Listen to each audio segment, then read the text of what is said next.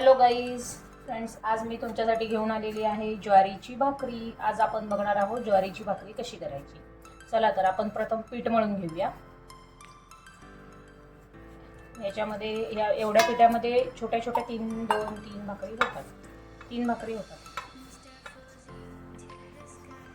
हे आता आपण पीठ मळत आहोत ज्वारीचं.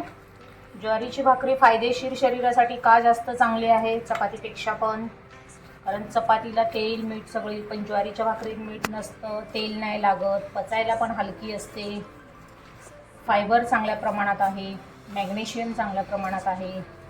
त्याच्यामुळे ज्वारीची भाकरी आणि ऑल सीझनमध्ये तुम्ही खाऊ शकता. सर्व सीझनमध्ये ती मानवते.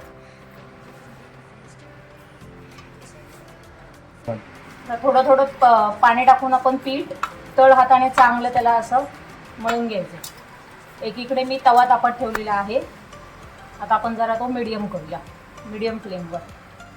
थोडं पाण्याचा हात लावून पीठ चांगलं मळून घ्यायचं. हे एवढं पीठ मळून झालेलं आहे. आता दाखवलं त्याप्रमाणे त्या पिठाचं. आपण आता ह्याच्या मीडियम साईजमधल्या 3 भाकरी होतील याच्या. बघूया आता. हा एवढा आपण घेतलेला आहे पिठाचा गोळा. आता आपण ह्याची भाकरी टाकून घेऊ. थोडं पीठ टाकायचं खाली, वरती थोडं पीठ, आणि अशा प्रकारे थापायचे. एकसारखी अशी थापली की एकसारखी भाकरी सगळीकडे, कुठे कमी जाड पातळ अशी होत नाही. व्यवस्थित गोल आणि एकसारखी भाकरी होते. हात चिकटायला लागला की परत थोडं कोरडं पीठ घ्यायचं.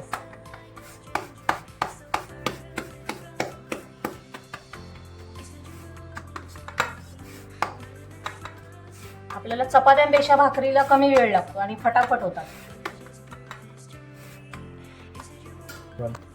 हे बघा, अशा प्रकारे आपली भाकरी थापून झालेली आहे.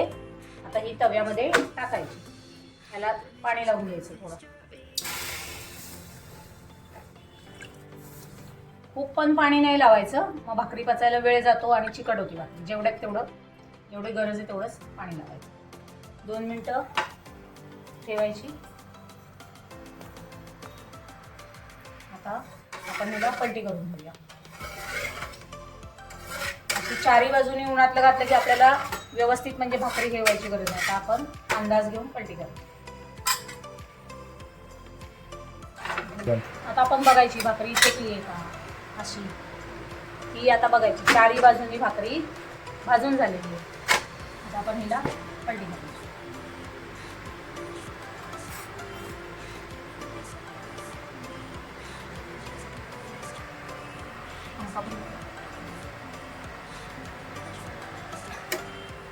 बघा, अशा प्रकारे भाकरी शेकली जाते. तम फुगली की छान वाटते वाफेवर सगळी.